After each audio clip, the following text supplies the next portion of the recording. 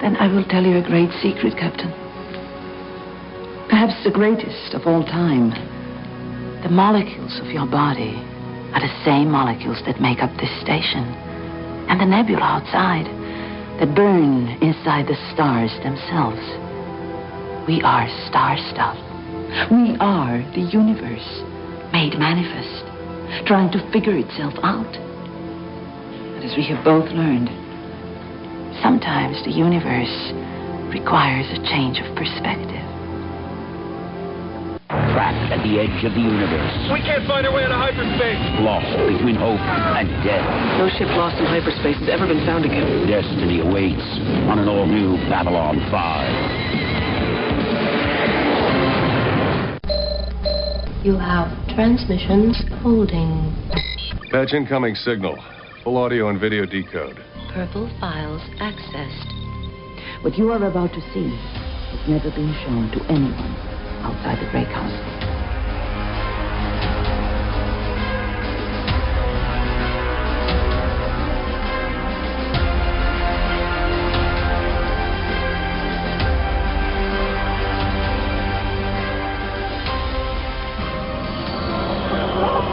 And so it begins. Hello out there in podcast land. Welcome to Grey 17 of Babylon 5 podcast, a part of the Front Row Network and NPR Illinois Community Voices. We are a group of newbies and those who have watched the show all the way through, watching each episode week to week, and we are on to Season 2, Episode 4, A Distant Star. I am Scott, and with me as always is... Blake. Emily. Jessi. Nicole. Justin. John. Andrew. Kevin. And Mike. And all before we get into the riveting episode that is A Distant Star, reminder to everyone, whether you're listening to us or watching on YouTube, to make sure you like and subscribe and follow and whatever buttons you have available to you. And please also leave us a review. The reviews really help to spread the word on the podcast, and we greatly appreciate it. We got another review in on Apple reviews, and that is Charleston in Canada. Oh, Canada. He says, first ones and first timers, great idea. Babylon 5 first aired nearly 30 years ago, and some of us have watched this show enough to be able to recite whole scenes from the well-written, well-cast, and groundbreaking TV show. He obviously is not talking about A Distant Star. It's easy to forget what a unique experience it was to see this epic novel for television for the first time. This podcast allows both veterans and first-timers the chance to see the story unfold again. When you watch a student discover something as somebody's a student. I wonder who he's referring to as the student. But when you watch a student discover something and a light goes off behind their eyes as they make the connection, it brings back the wonder of the first time you made a discovery that changed your world. That's what this is like on the genre of rewatch therapy podcast brings to the table. But with a cast of interesting characters that are willing to share their first thoughts and raw opinions publicly. There are more than a few times where a participant in the show noticed a detail that I have not seen before. This makes it possible for me to encounter Babylon 5 for the first time, which is a cool thing after 30 years. The crew just completed the first season, and I'm really looking forward to all the discussions of the good and the bad episodes and stories that are yet to come. Thank you, Charleston. We appreciate the review, and thanks to everyone. We're actually up to 24 reviews now on Apple iTunes, or whatever you want to call it. So we appreciate it. And actually, I'm gonna juice things a little bit. So the guys on the podcast know I have been starting to collect the old Babylon 5 action figures, and I have found that when I buy in bulk, I get them for cheaper. So that means I have an extra John Sheridan, and I am going to give a John Sheridan action figure to a random person who sends us a review in the next 2 weeks. So 2 episodes from now, I will read a review on that episode, and that reviewer will get the John Sheridan action figure that is sitting here on my desk. So please review on Apple iTunes, and we will be able to catch it. And regardless of what country you're from, we will see them all. So go to Apple, give us a review, and you may be able to pick up that nearly 30-year-old piece of plastic that is beautiful. Along with the reviews and liking and subscribing, we do have our Patreon, patreon.com/Grey17podcast. We got a few new patrons just pop up a few days ago, so we really do appreciate it. And we really appreciate our Grey Council, those at the highest tier who serve as our producers, and they are listed in the show notes below. Also, consider joining, if you're not already, the Facebook group we have. Such a lively discussion. A lot of good, subtle roasting there as well, which I always enjoy. Some of our members are super duper insightful. Alex, I think it's Boom. I'm not exactly sure how to Alexander. Yeah. Always post such insightful questions that really get a good conversation going. So we really appreciate it, but it's also a good spot to share hilarious memes. And it's just been a really nice community. So if you're not already a part of the Facebook group, I encourage you to please go look up the Gray 17 podcast Facebook group and become a member. Which the link is in the show notes, as well as our Twitter and our Instagram. Okay, let's go ahead and dive in, guys, into A Distant Star. And I believe Justin has a synopsis for us. Justin, tell us about A Distant Star. I do. Excellent. Captain Jack Maynard comes to Babylon 5 with the Cortez, an exploration vessel from the Rim, making Sheridan miss being out in space and question if the station is the right fit for him or even the place that he really wants to be. When the Cortez ends up stranded in hyperspace, it's a race against the clock to rescue the ship and its crew, but adding more confusion as to who might be out there and who might be behind the stranding. Meanwhile, Franklin is trying to get the senior officers to eat different food plans, and Delenn is struggling for acceptance from her own people and maybe even to some degree herself. I have one correction for you, Justin. Not only does the Cortez show up, it shows up with his own cheesy theme music. I didn't notice that. How do you not notice that theme music? They play it every time that damn ship is on the screen. Really overused in the episode. And it wasn't even that good. Yeah. Okay, let's go ahead and get into our first impressions, and we will go with Emily first. First impressions on A Distant Star. So I had to pause reading an amazing book. Just gonna throw it out there. It's All Saints Hotel and Cocktail Lounge by Nathan Monk. Super great book. Yeah, I kind of wish I had just kept reading the book. It would have been better. I don't know if I was just having a day or what, but I'm finding Sheridan's voice really grating. So this could be a really long, 4 seasons? And I was actually really disappointed in the episode because I felt like we got a lot of good information about the shadow species, but it was in an episode with just kind of just bad acting and some weird plot lines that took away from it. Jessi, first impressions. I hated it.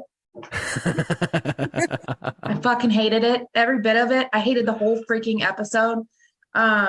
I did not enjoy it. I would say 2 out of 10. It was not the pace that we've been at for the last, I would say, 5-ish episodes. I definitely was not engaged. There were parts of it that kind of irritated the shit out of me.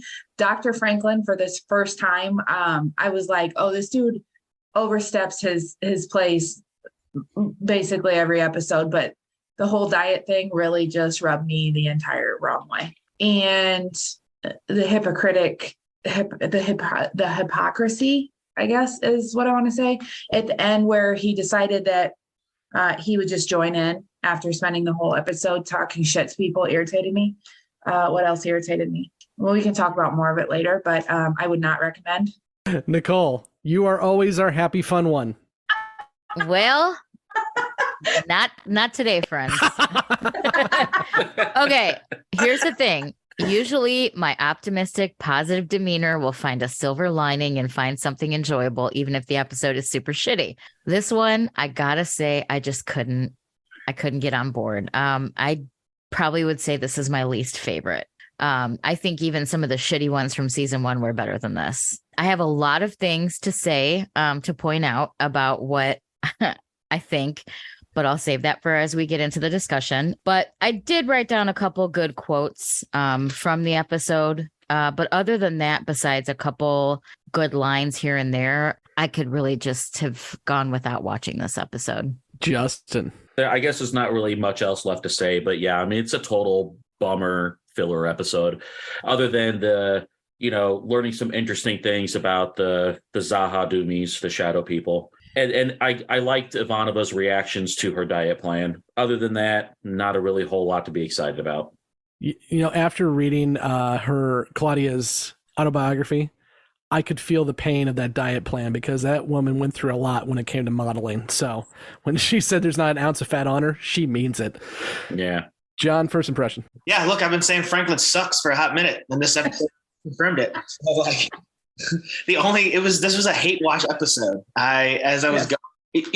So part of me wanted to like it because we've got Sheridan, right? He's new. We haven't spent a season with him like we did Sinclair. So we have to still get to know him, who he is and his background and all of that. However, the episode itself just felt so uneven. Like one minute he was like, there'd be a scene, he was joking, laughing. And the very next scene, all of a sudden he's super pissed off. Like he was walking with Garibaldi and it looked like he wanted to punch him. And then he was joking about it was all over the place. I got to say, they're clearly trying to Kefir, or however you pronounce the Star Fury, the Kefir, you're right. Don't care about those guys so far and hated them being a part of it. Like dive into the minutia of it as we get the discussion going, but just nothing about this episode was enthralling or captivating. To Emily's point, some of the acting I literally laughed out loud. It was bad in some instances. This is just one that I'm surprised. We've talked about season 1 a lot, and a lot of people have mentioned, man, there's really bad episodes in season 1, really bad. How the hell have we gone this far? And no one's like, wait till you hit that clunker in season 2, because can't believe anyone likes this episode.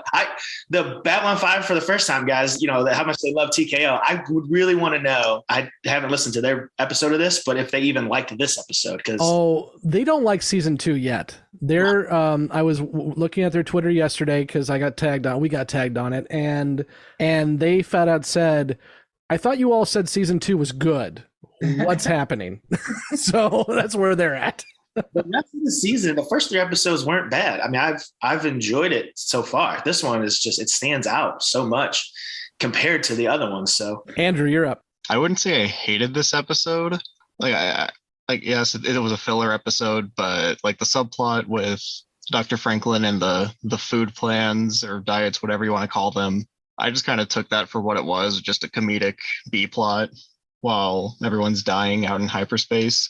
Right. One thing I wanted to go ahead and point out just right off the bat for West Side Story fans, Captain Maynard is played by blanking on his name, but he was Riff in West Side Story. Russ Holy Tamblyn. Shit, Russ you're Tamblyn, right. yes. Did he act better in West Side Story? Yeah. Yes. Seriously. Okay. Oh yeah. He looked like he was like on Saturday Night Live reading off cue cards the entire damn episode. Bad. Yeah. Would I go back and rewatch it? No. Okay, let's go to our first ones. Now, Kevin, I've been watching you make faces as people have been dogging this episode. So you're up first. I don't hate this episode. And I'll tell you why. Yes, it has problems. I absolutely agree with a lot of what's been said. But first of all, this is one of those episodes that must have had a preview on one of my TNG VHS tapes, because I remember the preview of this episode very strongly. So I know I've seen that before. And I always thought that getting lost in hyperspace was a really interesting concept that no other science fiction that I can recall, at least up until this point, had done quite in this way.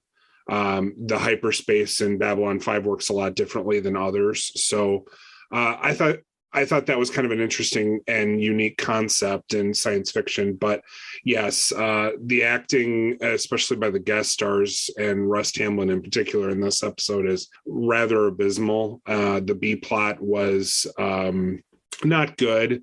One of the comments that Franklin makes is especially bad. But as an episode, this is not going to be at the bottom of my list, like it is obviously going to be for some of you crew.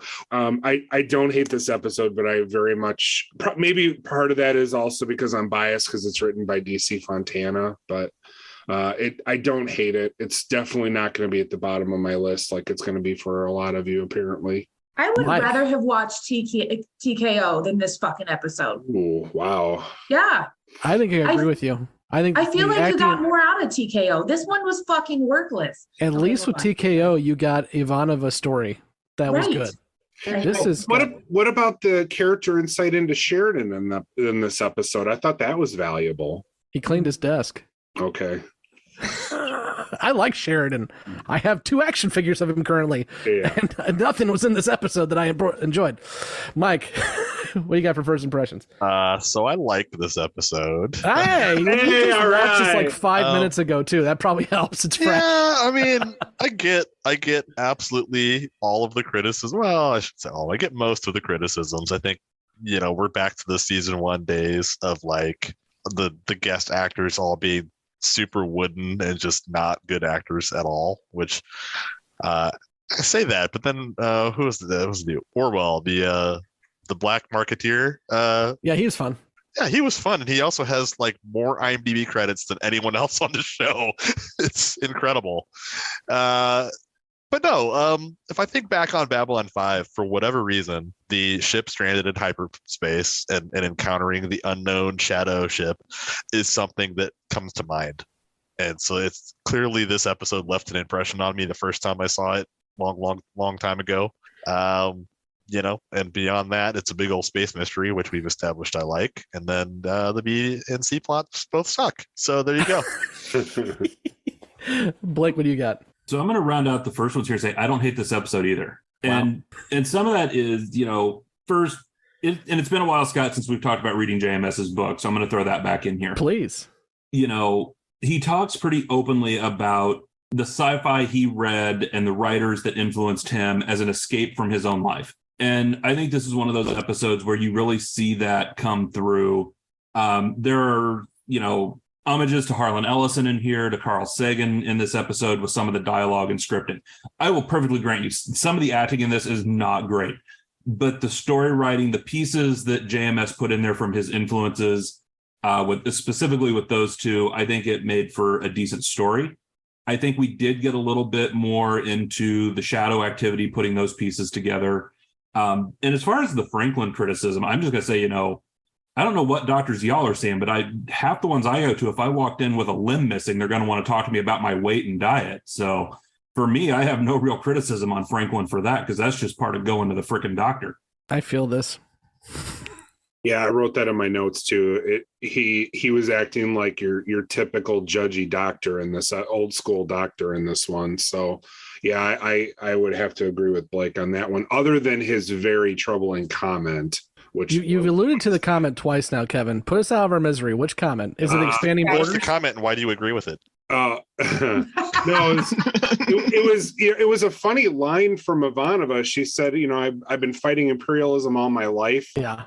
And now look, I'm the expanding Russian frontier. And he goes, with very nice borders. It's like, oh no. Yeah, I caught that too. I mean, he's right, but like Me Too violation. The guy who's a fan of Friends wants to talk about cringy dialogue in a 90s TV crap. show. Hey, I'm not the only fan of Friends on here, okay?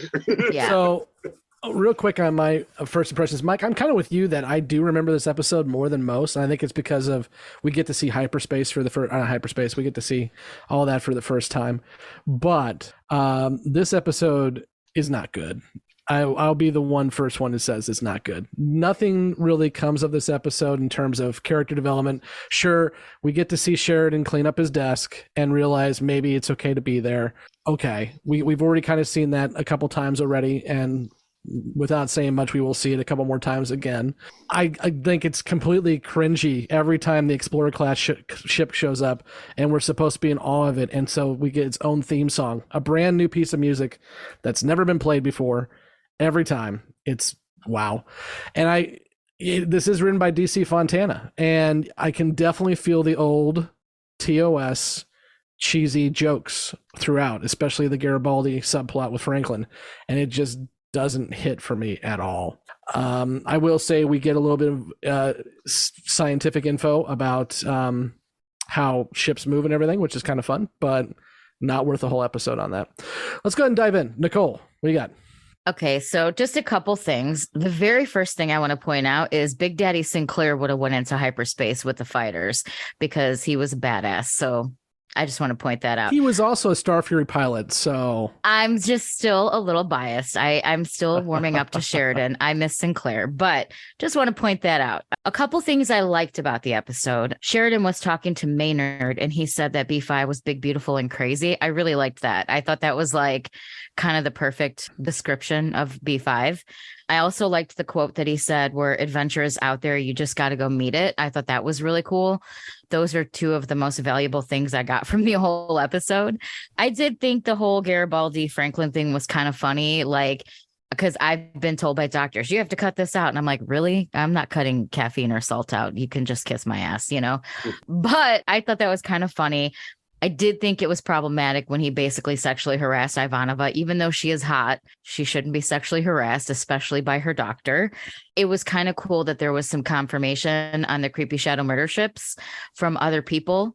So it's not just Jakar who saw it or the Narn or whatever. So I guess maybe this falls into prediction, but I think they're starting to expose themselves to more people to be like, yo, motherfuckers, we're here.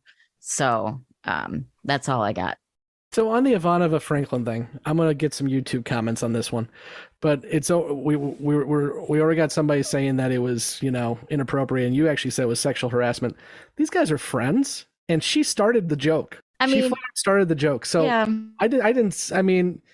Was it a little cheesy humor? Yes. But I feel like that's some shit we would say to exactly. So if that's sexual harassment, I'm in trouble. Yeah. This entire group is a sexual harassment. I mean, whenever I get together with Scott, I comment that he's keeping it tight. I talk about Mike's borders all the time. Maybe sexual harassment wasn't accurate, but the cheesy sexual innuendo, like the first episode that we ever watched, where it was just filled with disgustingly cheesy sexual innuendo, it kind of reminded me of that. So that's fair. John, what do you got? So real quick, Mike, Miguel Nunez was the guest star you're talking about, or as I like to refer to him as Biscuit from Life. I don't know if you've ever seen that comedy, but hilarious. Yeah. I did enjoy him being in there. Nicole, to your point, it's funny, I wrote that down. So I actually thought it was a positive that Sheridan didn't run off headfirst into danger like Sinclair did. I guess I'll say myself. I mean, I gave Sinclair a lot of shit from season one. Like, at any point in time, there's something going on. Guess who's the first to jump in? Sinclair. So I actually was happy to see that dichotomy of the two captains. It's funny. I didn't have a problem with Franklin's comment, except that I just didn't think it was that funny. As we're going through this and watching these week by week, I'm realizing where all the characters are as we get into these earlier episodes still. And so I'm trying to watch them without having my blinders on of what comes next. And of all the main characters in this show, Franklin is not being written well so far. I completely agree with you on that. And I don't think it's Biggs, the actor. I think he is a great actor. I think he's doing whatever he can. He's just getting nothing to work with right now. And so I can see why Franklin's your least favorite of all of this. Well, I'll give it to you. The actor, he's consistent, right? He is I know who he is in terms of, I don't know, that character, right? I mean, I know who he is. And I don't like it, but at least he, to your point, he's been the same. Justin, we got. I thought really probably the most interesting thing to me was the Delenn storyline. We are starting to get some little bit answers about, because I know at one point we were questioning a lot about, well, how often does this happen within the Minbari people, this whole kind of cocoon transition thing? And it's starting to sound like it's something that's extremely super rare and maybe has not happened before in living memory, because now she's getting questioned about her own people are starting to doubt whether is she even still Minbari anymore. And she's kind of struggling with that, I guess, maybe kind of identity crisis herself. And I think that especially if they're starting to maybe get the Grey 17 Council involved and stuff like that. So it turns out that Delenn is going through something very unique to her people, and her own people don't even know how to really handle it. So it's going to be interesting to see how that goes forward from here. Justin, I love the plug you just gave, by the way. The Grey 17 Council. That's great. Oh my God, did I say that? Yeah. Jessi, what do you got? Can we talk about the Lost in hyperspace? Is it too early for that? No, go for it. Okay. So here's what I don't understand about the whole thing. And maybe I'm missing something. So that's why I asked questions. So they go into hyperspace to get the big ship. It's a ship, right? Mm-hmm. Okay, good. So they go in and they get the big ship, right? Yep. But in the process, they lose a fighter and they're just going to leave him there? Well, Like, I don't understand. Like, I don't understand. Like, you sent fighters to get the big ship. One of your fighters died. The main guy like blew up, right? But the other one is like, my tracking system is off, whatever. You know, I'm shooting in the direction that you need to travel.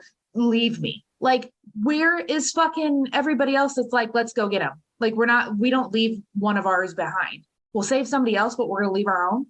Mike, I saw your hand pop up. Were you going to respond to that? This also bothered me. The thing I was going to add to this argument is the fact that earlier in the episode, we've established that the Cortez has scout ships. So not only were they going to leave this dude behind, but the Cortez was like, well, thanks, buddy. We'll see you later. Peace out. He's going to make no effort to go try to retrieve him also. Right. Does And the then Cortez have scout ships, or do scout ships follow the Cortez after the Cortez goes? Cortez goes first, builds some jump gates, and then scout ships come after. They talked about the captain of the Cortez and his somebody being on a ship that wasn't the Cortez. Oh. I will say to that was when they encountered the shadows. Oh, well, I mean, maybe a land. I don't know. I will say to Jesse's point, not only is this a big ship, and trust me, I'm not trying to defend the writing too much here.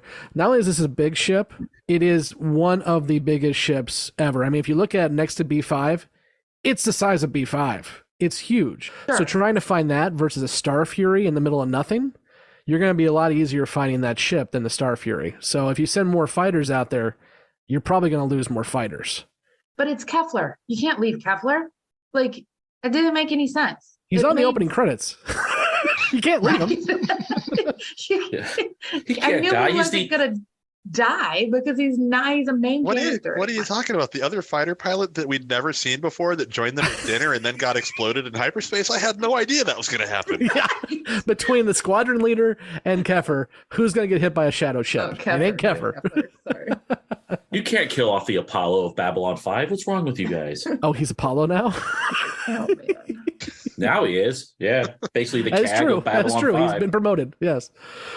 Blake, what do you got? So I'm just worried, some of the commentary on the acting and direction in this episode, looking back to some of JMS's comments, one of the things he specifically commented on was the bit in hyperspace where the Cortez ran into its issue. And he talks about the director asking if they could do some, fritzing, sparking, fire type stuff. And JMS said specifically he did not want to have huge amounts of flame. He just wanted a few small sparks and maybe a bit of smoke, but he was off doing something else during the filming and ended up with the scene we got where, there's explosions, people flying around the bridge and all of that. So I'm kind of wondering how much, because we've seen this a couple times where some directors, thinking specifically The Gathering, for example, how many times have directors run amok with things in this particular show and not necessarily followed the vision that JMS had? And I kind of think that contributes some to this episode also. Yeah. And I mean, in the piece with, rescuing the ship, I think there's, the example they used of the lifeboat service that would go out and form the line. I mean, in any type of rescue, there's the chance that someone involved in the rescue gets lost. So I didn't so much have a problem with that. And to JMS's credit, he also says his best attempts are to avoid techno jargon in regards to hyperspace. So I think he's just kind of going with it is what it is. I don't have a problem with that part of it either. As far as it was an acceptable loss for the mission. And one man versus a whole crew full of people on the ship was definitely the right move. But I'm still going to argue, and even more so now that Scott pointed out that the Cortez is the same size as Babylon 5. You cannot tell me that bitch doesn't have a shuttle. I'm not going to buy it. Yeah, I'll give you it probably has shuttlecraft, but I don't think it has scout ships, but yes. Okay. They could have done it something to help the guy that helped them. Yeah. This plot is full of more holes than Swiss cheese. Jesus Christ. Weren't they in visual too? Like he was shooting his weapon so they could see him, right? So they were close enough to maybe. They could wave at him as they passed him. Yeah, they did. The captain was so quick too, to just be like, "Oh, all right, well, I guess we're gonna bounce. Thanks. Good luck." Well, here's the thing, though. Again, not to defend the crappy writing too much, but he's launching projectiles to show him the way. If they wait too long to go try to help him and he can't shoot anymore or he loses aim, then they're both screwed.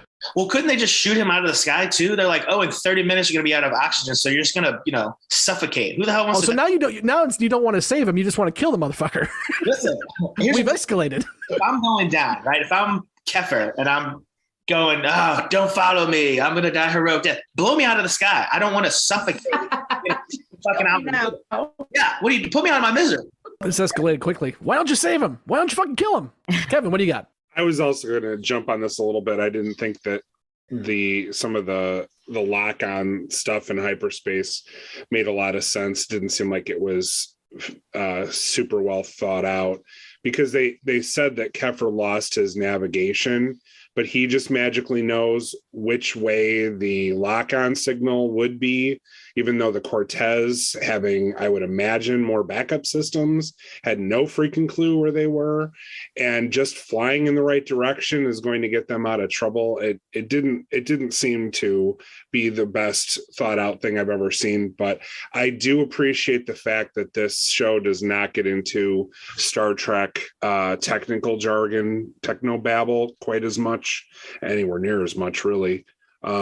Because that is something that is off-putting to some sci-fi fans. Why am I the one who hates this episode and is defending the damn writing over and over again? They said they were drifting. The ship was drifting. So navigation ain't going to do crap when you're drifting around in gravity eddies. Horse shit, Scott. Just admit it. Oh, I know. I'm just like, there's worse things about this episode, like the acting. John. Oh, sure. We can definitely talk about. It was literally when they showed the Cortez and their little fireworks were going on. I mean, I was laughing that entire time during the various stages of jacket on, jacket off. Woe is me, I'm falling. Figure it out. You got it. Like that entire fucking sequence, I was rolling, laughing, hilariously laughing. But to go back to Kevin's point real quick though, so maybe I missed it. So I thought the whole Kefir thing was super lame. I thought his ship was disabled and he was just like, basically, like you said, floating. Like he just didn't have any control of the ship. He got clipped. Yeah. He got clipped by the same ship that took out the squadron leader. Yeah, his lateral thrusters were gone and so was his navigation. They said that.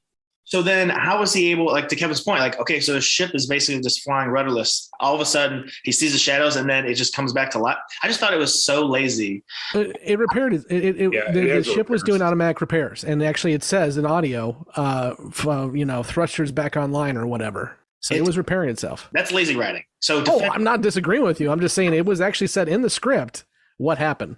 So it has a little R2D2. The end. Just gonna say that. Popped out and drove to the back of the ship and went beep beep. I did want to talk a little bit more about Delenn. I know Justin mentioned it. First, I want to put it in the chat. It's odd that she was hotter as a full-on Minbari because I thought Mira Furlan looked better with the ball dome, but agree. I disagree. Someone on I don't know if it was our YouTube comments or our Facebook comments. Somebody mentioned it may be because of the eyebrows. She doesn't have eyebrows, and it's throwing people off. And I can see that. That's something that Talk maybe about sexist remarks, guys. Wow. For me, it's the hair. The hair looks weird, like when it's like shaped around that bone. It actually goes under the bone if you look at it too. So the bone has some gaps. Yeah. It's not good. It's not good. But I wanted to talk about, so the one thing this made me think of, I guess, so this chrysalis process does not seem to be like common at all. Like when we first had it, I thought it was something that the Minbari, I mean, obviously they don't do all the time, but it seemed, or at least the impression I got was that it was something, right? Everyone knew about it or knew what it would do, seemed to have that knowledge. And then in this episode, they're flat out questioning, are you even Minbari anymore? It made it seem like, oh, maybe this chrysalis thing isn't that well known. Perhaps it's part of this crazy religious sect and it's even further out. So that part threw me a little bit. Real quick before we get into the Lynn stuff, the one last thing I want to say about the acting on the Cortez, I also loved, with all the explosions and the jumping around and everything else, why is everyone yelling at each other the entire time? Even when the explosions are done, we're talking to each other right next to each other, but we're going to yell all the time. It's like, God, would you please just stop acting, please, because it's not working for you. Emily, go ahead. Okay, I'm kind of with John on the chrysalis thing because when it first started, it seemed like, or at least certain groups might be more familiar with it, but the end result of the process isn't always the same. So there might be some confusion on what happened. So maybe the issue is just because she's an ambassador. And if she didn't have that rank, it wouldn't be that big of a deal. But I do find it kind of interesting that she's now in a position where her authority is being questioned. And her response is basically, you don't need to understand shit. You just need to follow directions, you know? And I think that's a very delicate situation to be in for her. I have a feeling it might not go well at some point. If she just gives that star stuff speech, which lame, maybe it'll all work out for her. Do not knock Carl Sagan, sir. Hey, that was definitely a Carl Sagan reference, okay? Yeah. Listen, lame coming from him, lame coming from her. Oh, you're going to get so much hate mail. You can send your hate mail. This is even worse than me making fun of Kubrick. You can't make fun of Carl Sagan on a sci-fi podcast, sir. You can send your hate mail to John at gray17podcast@gmail.com. Just say, apparently Kubrick only fucked up once, but... what? Every film? What? Here we go again. Down over this again. Not going to go down this road. Listen here, Nicole, film boy. save us from the terrible opinions of Andrew and John, please. So this is not Delenn related, but I just wanted to point out there was one other positive thing that I noticed right off the bat on the episode. Just the very first opening scene, the graphics are so much better this season, like just so much better. So that was really cool. I just wanted to point that out. I mean, as much as I make fun of the Explorer ship and its own theme song, they put a lot of effort into the Explorer ship. There's a lot of little detail for a very, rudimentary CGI. There's a lot of detail in there. You look inside the ship when it's going by and everything else. They put some time on that thing.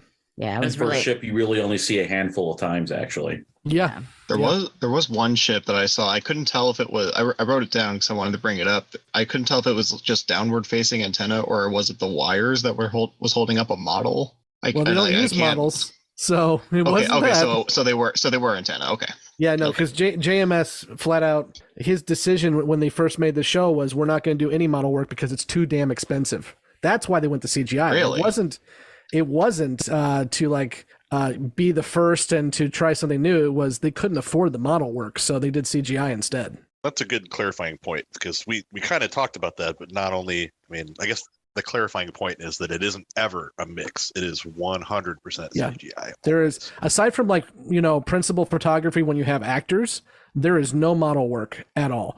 Even when we see them walking up to ships, there was a scene in another episode we didn't like where Garibaldi's niece or whatever is leaving the ship and she walks onto a ship. That was all CGI. She walked up a little bit of stairs on a step and that was it.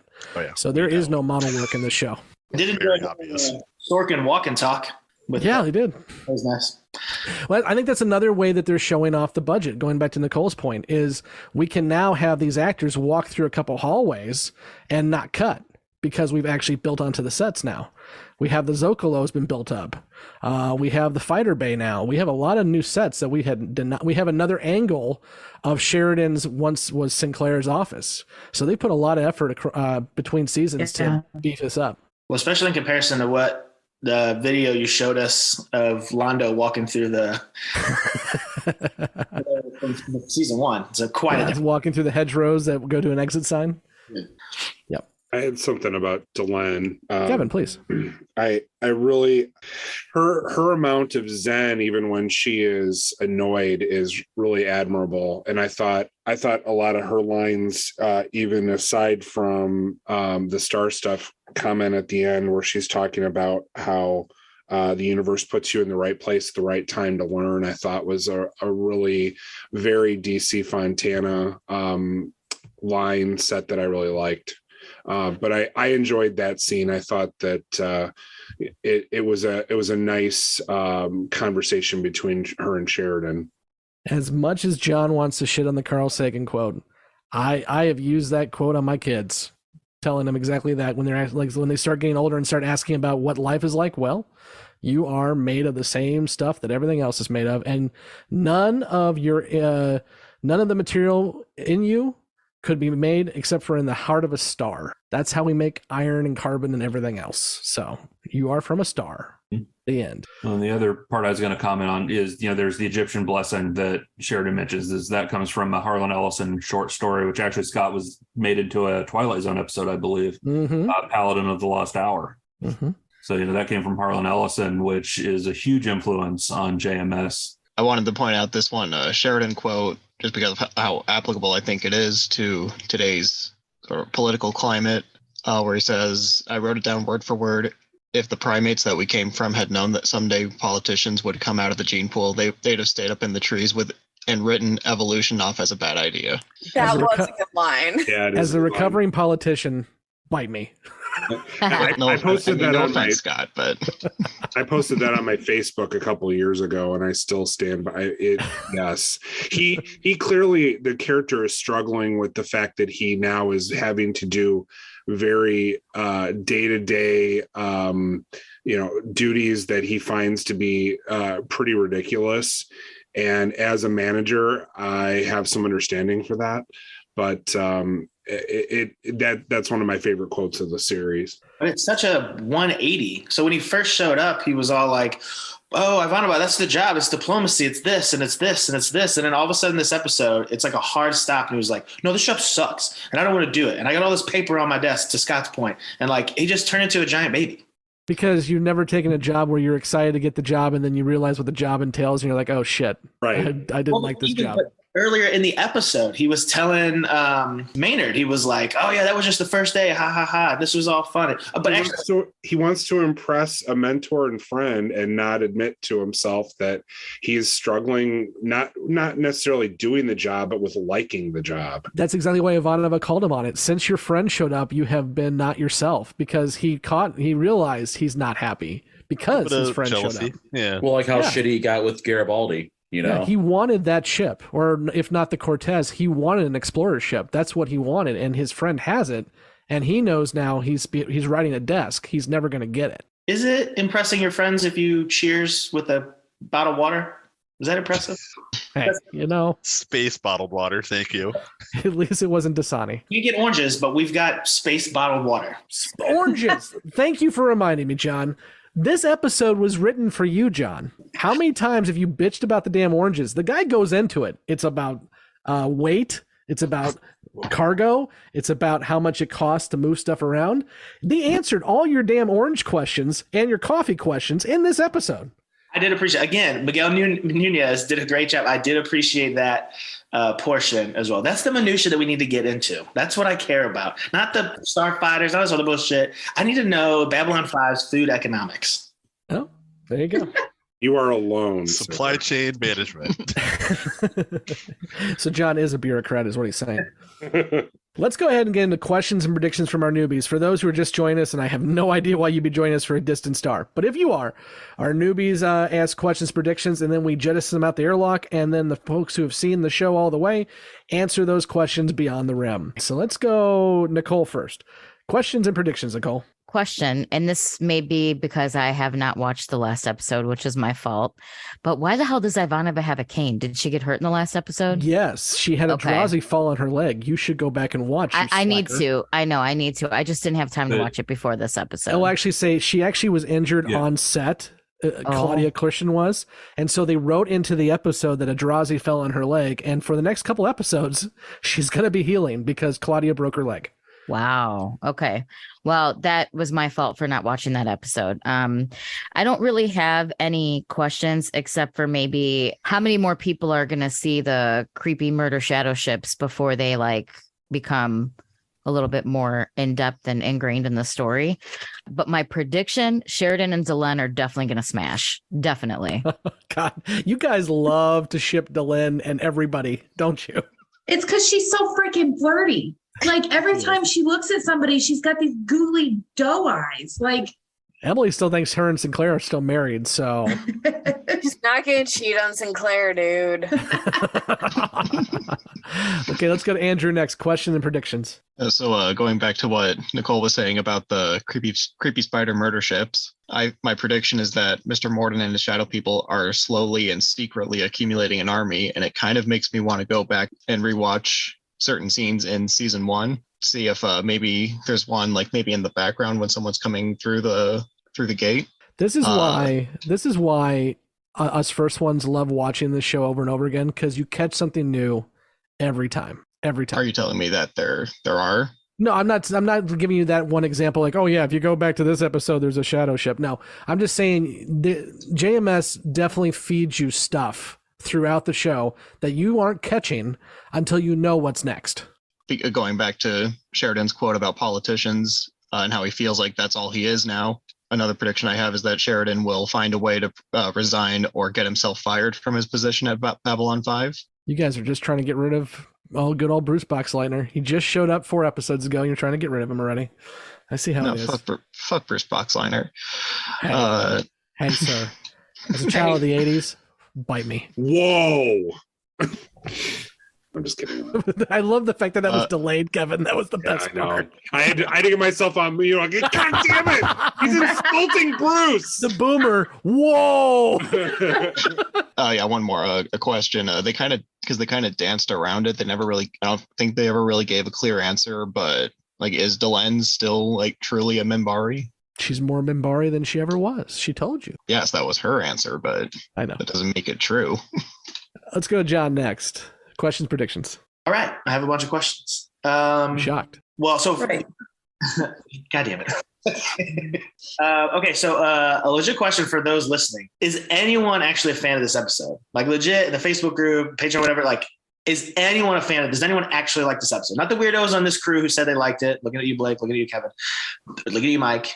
But like, are there any... He's not looking at me this time. Yay. Are there any actual fans of this episode?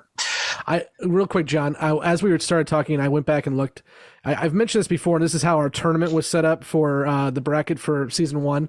Lurker's Guide did what they call the P5 score, which had people for years, and it was back when it was first airing, rate these episodes on a scale of 1 to 10.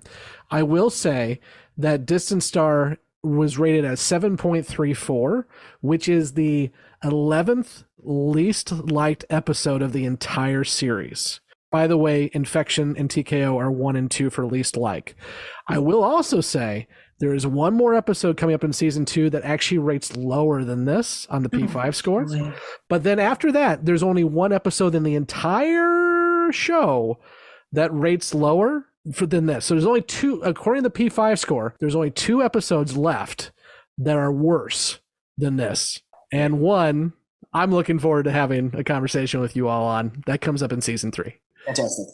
Okay, so questions. So this explorer ship, right? So he was talking about being on the outer rim and they're like charting, mapping space. So my question is that because humans themselves like want to get their own map of the cosmos? Because I would imagine that obviously other species like the Minbari, the Narn, Vorlons, all of them have mapped what the known universe.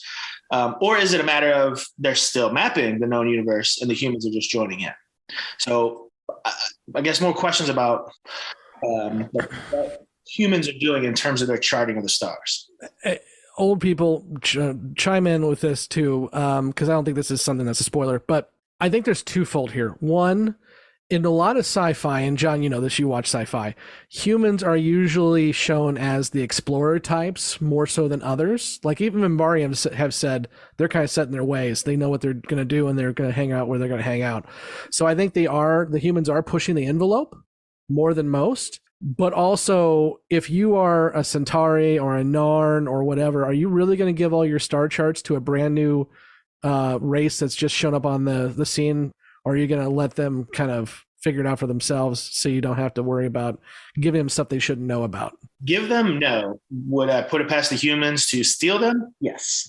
But okay, I mean, it makes sense. I just wasn't sure if there was, in like the books or in some of the other stuff they got into a little bit more.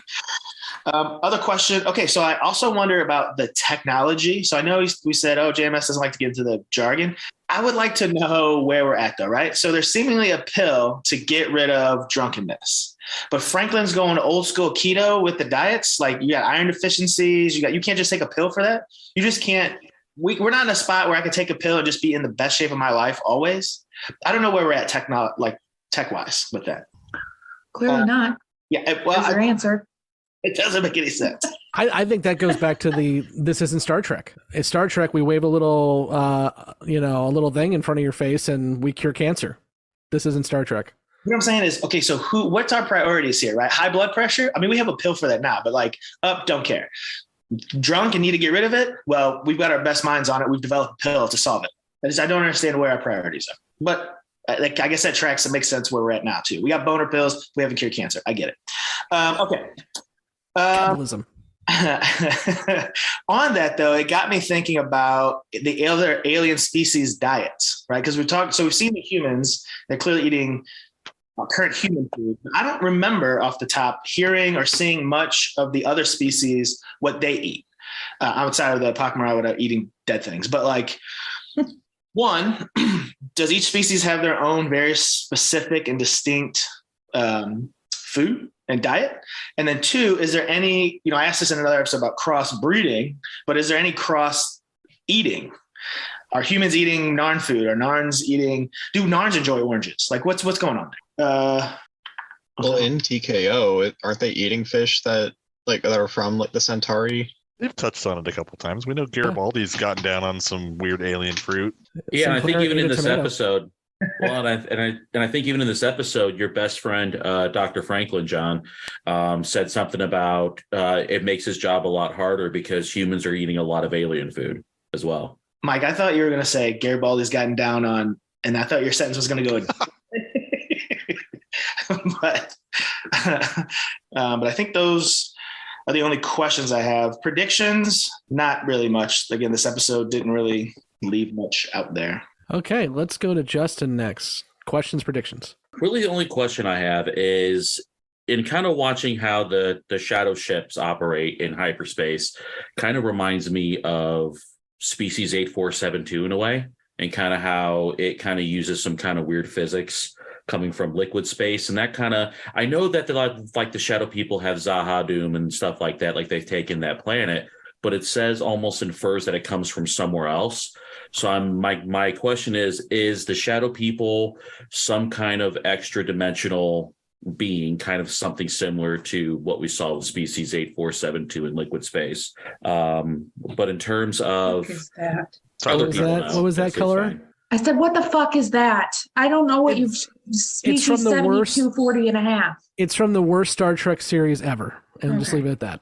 Agree. And yeah, come at me. Voyager sucks. No, I'm not disagreeing with you. It's just that's just kind of what that all reminds me of. So it was the best way to describe it, I guess. But two predictions. One, I think we're going to start seeing a lot more power plays within the Minbari and their relationship and how they interact with Delenn and stuff like that. And then my red string prediction for the day is Minbari and humans have some kind of common extraterrestrial ancestor, which will kind of explain Delenn's transition a little bit better, and which will kind of explain the whole Minbari soul thing traveling to humans. Jessi, question and predictions. None. I have none. I have a question, I guess, about today's the first day I ever listened to the intro. So now it makes sense about your comment about this is the year the Great War came to us or whatever it is. Yeah. I guess I don't know what that is. And I don't know why they're ruining things for us, but it's fine. Guess we Blake, do you want to discuss the intro? Because we've had about 3 of them now. Yeah. No, this is actually the third intro this season, and this is the final one. So when they originally recorded the intro, they had Bruce Boxleitner do the audio narration. They did not have the video done yet. So he just sort of winged it, and it never did align right. So like nothing in the intro made sense. The narration didn't align. Right. So they redid it. Oh, and Delenn didn't have hair. Yeah, and Delenn didn't have hair in the original. They changed the picture. This time they tweaked it. They recorded it where he actually had the video playback. So they redid the credits a few times in this one. But that is one knock on the series is the spoilers in the credit, in the opening intro, in this season in particular, are a little bit much. Yeah, so I haven't ever watched it because I feel like we had a conversation at one point about how that could happen, and I couldn't get to it before I could skip it. And by that time, I was just coloring and being lazy, so I listened to it, and I was like, oh, well, now makes sense about Scott saying something about this Great War. So, Emily, questions, predictions. Yeah, it's more of a question. I'm wondering if the little shadowy murder spider things actually live in hyperspace, like that's their dimension, and they're getting pissy about it being used for travel, or if they just, hang out there periodically to attack ships that go through because they don't want more ships going to the rim and doing more exploring because that's where they exist and they don't want to be invaded. Cool. Why are they there? Get off my lawn. Damn it. Okay. Well, we'll go ahead and wrap up the conversation there. We're going to jettison the newbies out the airlock, and we're going to answer these amazing questions and predictions from this amazing episode, Beyond the Rim, with Mike, Kevin, Blake, and myself. So until next week when we discuss, oh my God, I should have looked. Hold on. I got it right here. It's the Long Dark. That one? Okay. So until next week. Is it 2 shitty ones in a row? Get the fuck. Yes. I'm just going to tell you, yes. I will say. If you hate it, it must be really fucking bad. I will say, Blake and I both said, Blake and I have said many times that season 2 takes a little bit to get firing on all cylinders. Just leave it at that. So until next week when we talk about The Long Dark, I have been Scott, and with me as always has been Blake, Emily, Jessi, Nicole, Justin, John, Andrew, Kevin, and Mike. And don't forget to like, subscribe, hit that notify button if you're on YouTube. And remember, for the next 2 weeks, we're going to be watching. Somebody who sends out an Apple review will get my 30-year-old John Sheridan action figure. So be sure to send in an Apple review as well. Thanks, everybody. Thank you for listening to Grey 17, a Babylon 5 podcast. You can find all the places to listen to this podcast and links to our social media accounts at anchor.fm/Grey17podcast. We want to hear from you, so please join the discussion on Facebook and Twitter. Be sure to subscribe and leave a review. Grey 17 is a part of the Front Row Network and NPR Illinois Community Voices. You can find all the Front Row shows at thefrontrownetwork.com. Grey 17 is not affiliated with, and this podcast has not been prepared, approved, or licensed by Warner Brothers or any other owners of the Babylon 5 copyright. All audio clips included in this podcast are the intellectual property of their respective copyright holders. They are included here for the purpose of review, and no infringement is intended. The opening and closing Babylon 5 themes are available from Falling Matter on YouTube. And what's out there? The rim. And beyond that, the truth.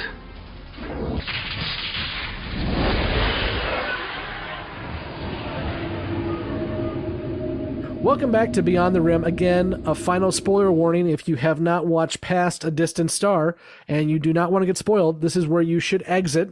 If not, we're going to dive into the newbies' questions and predictions. And guys, shockingly, there's not much here, but let's go ahead and dive into it. So the first question we have is, what is the Great War that's referred to in the opening credits? Well, they're referring to the Shadow War in the opening credits, but it's not the only war we're going to see between now and the end of the series. There's also the Civil War with the humans. Yeah, but I think in terms of the Great War. Yeah, they're referring to the Shadow War for sure. Yeah, but I mean, we're also going to see tensions between the Centauri and the Narn heat up here too. So. That too, right. But really, all those pieces are related. I mean, it's sure. It's all part of the Shadows' machinations and the greater war between the Shadows and the Vorlons, which, I mean, we even have seen that in our own history. Look at, Afghanistan as a proxy between the Soviets and the US and other places where there's been these, proxy wars that have all played into these larger conflicts. I really think, the Great War, there's all these little pieces, but it all rolls up into this same, galaxy-wide conflict. Yeah, that's a great point, Blake. And just because the Shadows get pulled off the board actually relatively quickly, I mean, technically we still got the Drakh floating around for years after this as well, too. And the Telepath War is going to be spurred from the chaos the Shadows sowed. So yeah, it's a whole one big thing. That's correct. Are Shadows in extra-dimensional beings? No, but we'll have those later in a really terrible made-for-TV movie.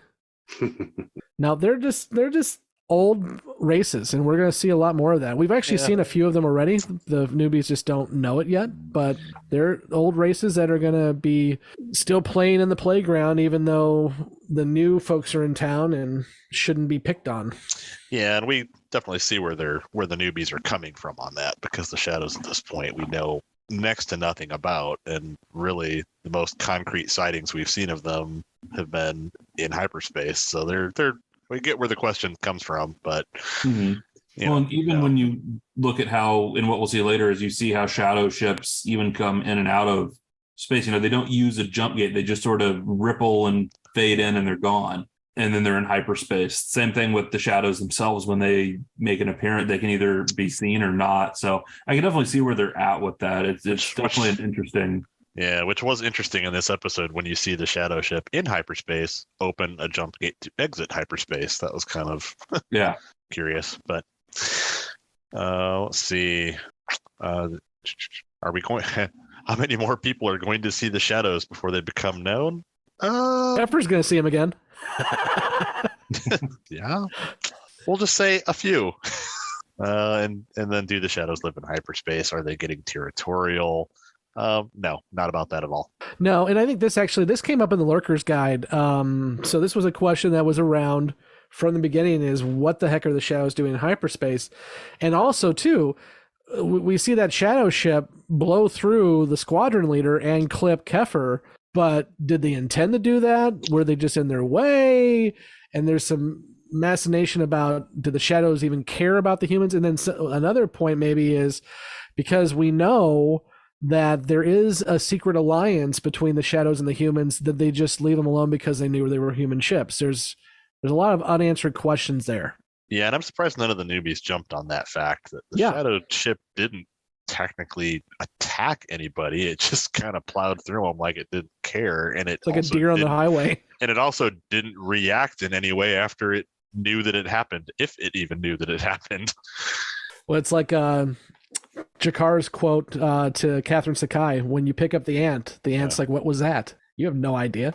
The shadow ship just blew through you." So let's move, because that's our shadow question. So let's move into our one Delenn question, and that is Delenn still a Minbari? I mean, sure, she is. Her psychological makeup hasn't changed at all. It's just that now she's a a bit of a bridge between the Minbari and the humans, or at least she will be more so later on. But she's definitely still Minbari.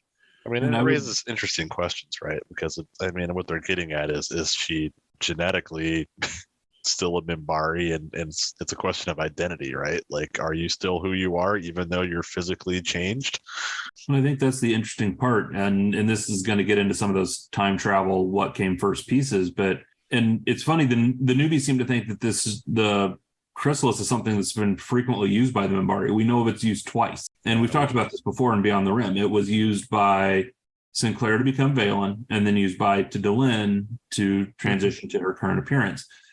I would argue that what it did in Delenn's case was not so much change her DNA, but rather activate DNA that's already within the Minbari genetic makeup, because we know there's descendants of Sinclair amongst the Minbari. Yep. Well, and we know that Delenn is one of them because she shined when they had the Triluminary. So she's got Valen DNA, which means she is a descendant of Sinclair, 1,000 years removed, but she is a descendant. It's interesting. I'm looking at this with my 2023 goggles on, but I did really appreciate the discussion of transition in this episode. And even like the Minbari who just popped up in her quarters was kind of hesitant even to like label it like after your now transition or whatever.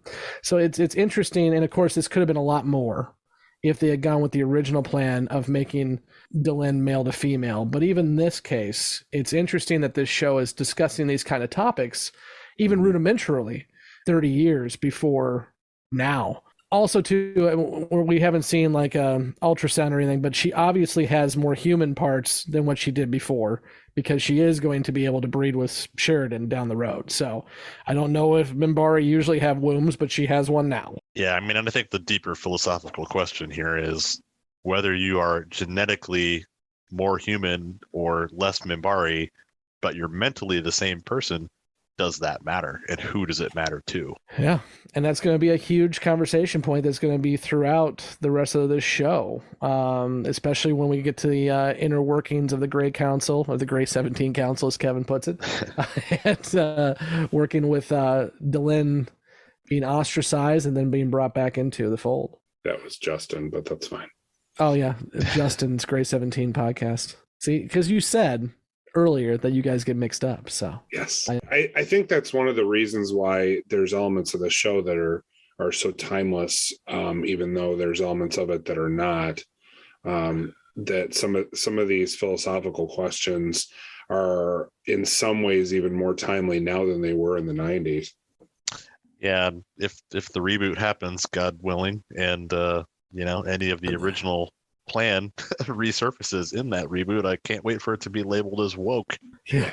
Speaking of the original plan, we will be releasing a bonus episode. I don't entirely know when, but it will be after this episode, and that is a discussion of the four of us talking about the original plan, which is actually based on a very lengthy memo that JMS wrote about the original 10-year Babylon 5 plan. So we'll get more detail on that here shortly as well, too. So be looking for that bonus episode. So let's move in prediction, guys. So first prediction we have is we will see a lot more power plays with the Minbari and more tension with Dylan. Yeah.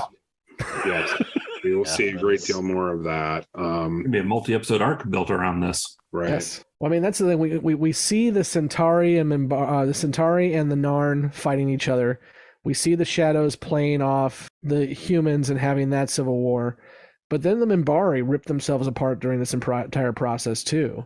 The destruction of the Grey Council after the warrior caste takes over the Grey Council and everything else. So there's a lot of drama to come. Do they ever allude to the Shadows having anything? I don't think. Yeah, I don't think they do. I don't think the Shadows are playing that one, because I think that my head canon is the Minbari are advanced enough to where the Shadows don't want to mess with them.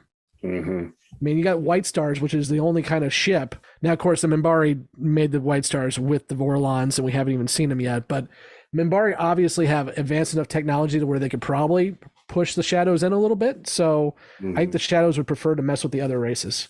Yeah. And at least with that, I think one of my favorite recurring characters in this whole show is Naroon. Absolutely.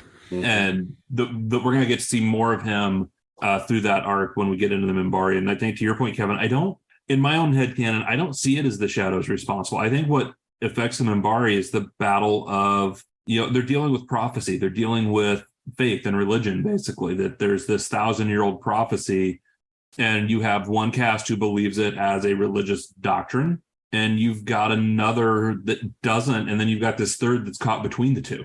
Mm-hmm. You've also got to that point too, Blake, is stagnation, which is a whole point with a lot of the older races. I mean, that's obviously what happens with the Vorlons and with the Shadows, and the Minbari as well too. They've been around for so long and set in their ways for so long. When anyone tries to change things, it becomes a hassle and a problem. And that's why you have the caste system falling apart as well, too, because of just cultural stagnation. And you also have that age-old problem of the military seeing problems everywhere, even where there aren't problems, and causing more of the conflict than they really should be. I was going to say, I foresee this it's this interesting thing with the Minbari where on one hand they come across as elevated and highly advanced, but at the same time they have a lot of the exact same problems still that everyone else does. And in my head canon, I kind of look at it like the Shadows are looking for places where they can cause dissent and chaos, and in my head canon it's less about them looking at the Minbari and going, I can't mess with them, and more like, I don't need to mess with them because I could foresee that they're going to make their own problems. That's a very good point. Yeah.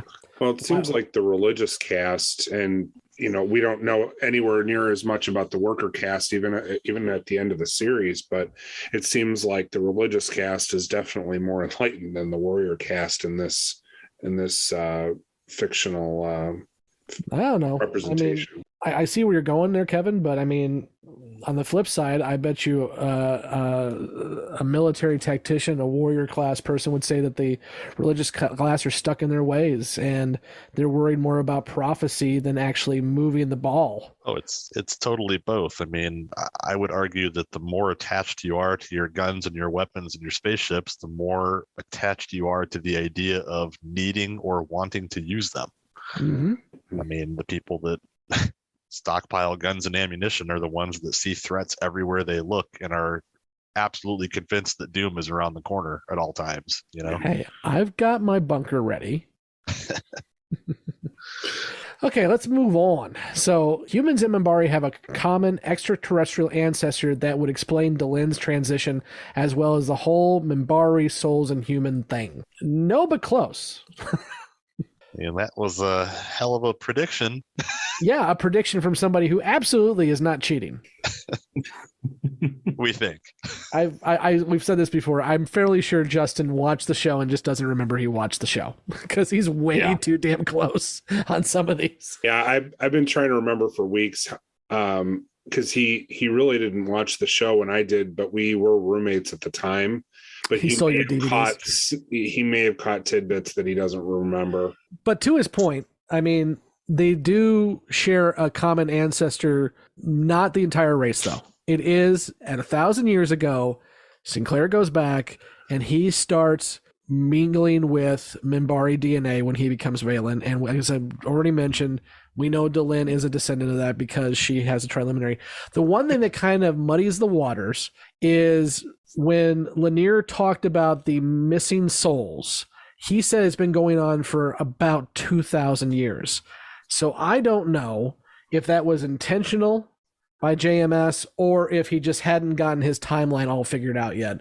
I could work it out both ways in my head, but that's the one muddied of the waters there because our timelines do not line up between when the souls start leaving or going missing and when Valen shows up. Or the Minbari are just wrong about that. That could be. And the question would be, I mean, somewhere Sinclair had to become Valen. Yeah. You know, there had to be something there that allowed Sinclair to become Valen. So, you know, that could make sense. And it just never got one of those threads that never got explored. You know, if those souls were somehow moving prior, that somewhere, somehow, something was in Sinclair to allow him to become Valen to start the whole cycle. I see what you're saying. Because we know that the Shadows and the Vorlons all manipulated and fucked with everybody. Yes. You know, all the races and all the species. So it's conceivably possible that they planted the seeds within the human race that would lead to Jeffrey Sinclair being able to become Valen. Well, and if you want to go back even farther, I don't know of anything canon, and I may be wrong because I haven't read all the comics and novels, but we know the Vorlons and the Shadows have been messing with races long before humans were even around. So perhaps they are seeding worlds at this point too. So you may have common ancestry among all of them, which is why, and this is how Star Trek waved away the fact that everyone just looks like human with weird ears or weird nose. Absolutely terrible episode. Yes. I like the chase. It wasn't a bad episode. It wasn't good. It wasn't bad. Well, maybe it's not every race either, but it could be entirely possible that they and just took a little bit of material from Minbari and seeded it on Earth. And that was. And by the way, speaking of screwing with headcanon, the precursor is the same person who played the female changeling in DS9. So are the changelings the precursors? Question mark. But that's for a DS9 podcast that I really want to do one day. I want to add one more thing just because I thought it was funny when you said this about Sinclair going back in time and then, you know, mingling with Minbari, and now Delen has a little bit of Sinclair in her. It's like, it's just the same way that like all of us to get a DNA test and we all have a little bit of Genghis Khan in us. Yes. Like, just how much mingling did Sinclair do? So Jesus. Morden and the Shadows are gathering forces. Well, duh. Yeah. No, they're playing Pinochle and just hanging out. Morden and the Shadow Men, which is our new band, and I am working on some concert art for that. Morden and Shadow Men are absolutely playing, but the thing what they don't recognize yet, and they will, is, and this is something we've already discussed on this episode, is it's not the first time. The Shadows have returned and they're starting to play ball again, but this has been seeded for millennia. And the cycle is just coming back, which every time I say that, I'm thinking more Mass Effect now, because Mass Effect absolutely aped Babylon 5. But yeah. The Shadows are exposing themselves more to the people in the universe. And you don't want us exposing ourselves. I had the same thought. God, I love Ghostbusters too. I truly do. I mean, yeah, you could argue that they're getting more aggressive, but we also will find out that they've been at it for probably quite a bit longer than the timeline we've seen. Yes. And again, I think it goes back to the question, do they even care? Do they care if they run into somebody in hyperspace? As opposed to, they definitely don't want the people to know that they blew up the Narn ships. They absolutely don't want to know that. Yeah. But they don't care if they run over some Star Fury in hyperspace. It's just, they don't care. The Shadows don't want to be invaded and have more exploring done in their area. Well, they definitely don't want anyone knowing about Zahadum, but other than that, I'm not sure they care, to your point, Scott. The Shadows aren't it's not about being territorial for them. They're not trying to protect, anything but the location of their home. No. Their whole goal is evolution, survival of the fittest. They want to breed chaos, and those races that survive their chaos get to continue to grow. That's it. Well, the flip side of that is we'll learn from Delenn later, is they also don't want the Shadows to know that they know they've returned because they're not ready. Yeah. Mm-hmm. But, that's a double-edged sword on that one, is the Shadows don't really want to be found, and as we'll see what becomes the Army of Light really doesn't want to have it known either what's going on. Which is why Jakar keeps getting ignored, and even to this early part of the show, and he'll be ignored for a whole nother season because they do not want Morden and his associates to know how much they're onto them already. And part of that, again, is because Sinclair warned them that this is going to happen. Yeah, it's a shame they couldn't let him in on that earlier, but he didn't make himself trustworthy until a lot later in the series. Well, that's his entire character arc. Jakar proves to everybody that he is a trustworthy individual through his actions. And I think that is better for the character. If you if you turn around and say, okay, Jakar, here's actually what's happening, he hasn't earned that yet. Right. And he will through a lot of blood and pain. Yeah. But he will earn it. Well, and arguably he's not that person yet either. And he has to go through those trials to become him. So then we get to Sheridan and Delenn are definitely going to hook up. Leave it to our guys. We have some deep questions about space and civilizations, and then Delenn and Sheridan are going to bang. They're not wrong. They're not wrong. I was actually surprised how much they telegraphed in this episode. Especially when he grabs her arm at the end. Well, doesn't grab her arm, but lightly touches her arm, and they walk together. I'm like, oh, there's some thoughts there. Yeah, but I think it was in the last one. That's true. Well, and then they leave this alone for quite a while, and to me, that storyline goes extremely quickly, almost to the point where it's a little less believable than I've seen other romances on shows, but.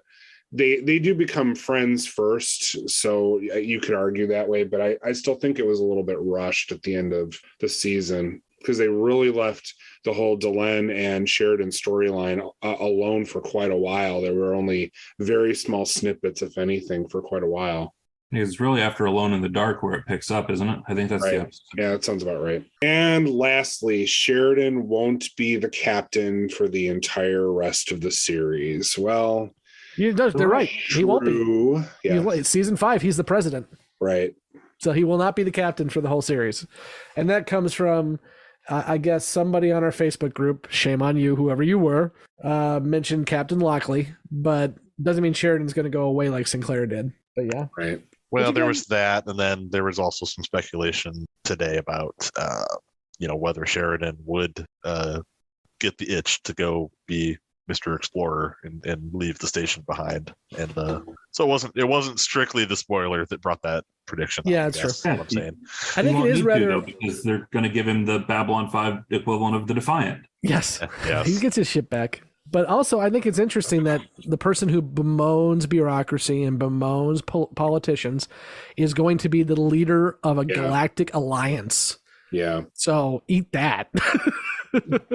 Well, it just goes to show you that, most people, when they get into, 40s, 50s, middle age, they sometimes will lament the direction that their lives take, whether they like it a lot or don't like it. If it was unpredictable or would have been unpredictable to them in their earlier years, that's a pretty common theme that you see. Kevin, would you like to sit on my couch and chat for a bit? Yes, I would love to. Yes. Well, I kind of wonder, though, along that is thinking of some of these early comments about Sheridan and his comments on politicians and his thoughts about being in command of Babylon 5, when we get to Alone in the Dark and he has that meeting with General Haig, we kind of learned Sheridan's here under a ruse at this point. And, so I'm kind of wondering how much of some of the writing is him playing the role he was put there to play versus the commander that he is, or the captain that he is. Well, there's quite a bit of foreshadowing in that comment that Captain Maynard says to him about, sometimes the adventure comes to you, Johnny, wait for it. There's quite a bit of foreshadowing in that. I like that, Blake. Because you like the acting there. I'm sure Boxleitner wasn't told in advance, but even he kind of hesitates there before he answers and kind of walks around the room and thinks about what he's going to say. So yeah, I like that. That definitely works better for me. I appreciate that. You're welcome. Anything else you guys want to talk about this episode that was amazing? Although you three liked it. I do like this one. I don't think it was worthy of the heaping helping of hate that the other newbies put on it. I mean, I would agree. It's not great. It's not Space Shakespeare, but it was a fine episode. My biggest issues with the episode are twofold. One, the acting is atrocious, especially from the captain, not Sheridan, the other guy. Yeah. He just looks like he's reading off cue cards on an SNL skit. It was very bad. You're right. 100%. But also, we spent a good 20 to 25 minutes of the episode before we got into the episode. I understand you had to kind of do the what is the Cortez, what is going on here, but we didn't get into the hyperspace issue until the third act or fourth act. And at that point, I'm just like, oh my God, when is this going to be done? I'm checking my watch. Yeah, they could have started that sooner and thrown a twist or something in the middle to spice it up a little to make the episode actually about that. And not about garlic, the other spice. Yeah. That's the other thing too. The bad humor of the Franklin Garibaldi stuff did not help the episode. No, and normally the B plots, they haven't always been poignant. There have been a couple B plots that were almost comic relief, which this one 1000% was. And to me, this B plot, even though it was humorous, also did absolutely nothing to advance anyone's character. Yeah. It brought nothing to the show. Other than Garibaldi talking about his dad a little bit, but that was such a small aspect. I mean, even bring it up. But you'd say that, and I honestly sat there thinking, like, is this even real? Is he just trying to get out of this to get his pasta? I could see that for sure. I mean, I don't know about the family. I can't wrap my head around dipping anything in anchovy stuff. But other than that, it does sound pretty good. I've had this at a restaurant, and I've actually made it myself. It actually is really good. Okay. What's it? We should have a tasting of Banya Cauda at some point, I would imagine. Because it's honestly, you don't get... I'm going to say it's the same way as, Caesar dressing has anchovy in it, but you don't taste that. It doesn't have that fishiness to it. It's more of like a salty... It's the same thing in this, honestly. I did not know that. Yeah, I never want Caesar dressing again. Well, you're welcome, fans that had no idea that was in your Caesar dressing. Blake just ruined Caesar salad for everybody. Thank you. You're welcome. One more service I offer here. On that note, let's go ahead and end it there, guys. We'll be back next week to talk The Long Dark. Again, please remember to like, subscribe, follow. We really appreciate it. And give us that feedback and reviews so we can continue to help the channel grow. And if you want to help us out more, you can support us at Patreon or Redbubble with merch or support monthly. That would be great. And thanks. And until next week, I'm Scott, and with me as always has been Blake, Kevin, and Mike. And we're almost through the first half of season 2, we promise. Sorry, Jeff and Brent. Sorry. All my life, I've fought against imperialism. Now, suddenly, I am the expanding Russian frontier. But with very nice borders.